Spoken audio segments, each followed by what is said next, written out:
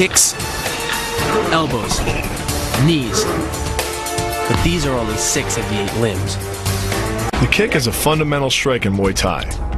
Like the jab in Western boxing, the kick is the long-range weapon of the sport. The kick's power comes from the torque generated by the rotation of the hips. It's the same principle that cracks a whip. Turning the hips just a few degrees forces the foot to travel a much greater distance and creates a lot of speed as it does. The longer the leg and quicker the rotation, the faster the kick. And unlike karate, Muay Thai fighters are also taught to strike with the hard bone of the shin.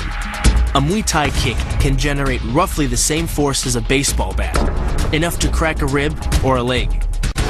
That same focus and accuracy are at the core of the drill, and are the same principles that underlie the most devastating strike in Muay Thai. Basically, it works like a point of a knife. All the force is magnified by being concentrated in a small, hard area. Even if the elbow doesn't deliver a knockout, it will almost always leave a nasty cut and often end a fight. With the long-range power angle kick and the fight-stopping elbow strike, we've made a good start at building our Muay Thai arsenal. But there's still a lot to learn.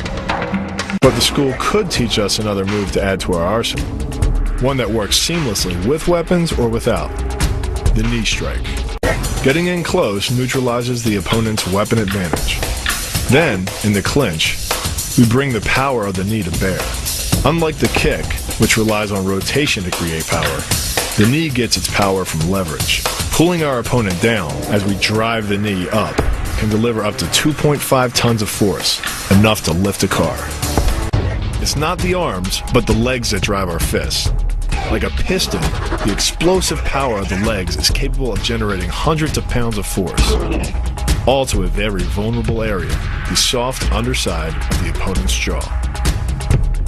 Like the Hanuman move, the flying knee relies on the explosive power of the legs.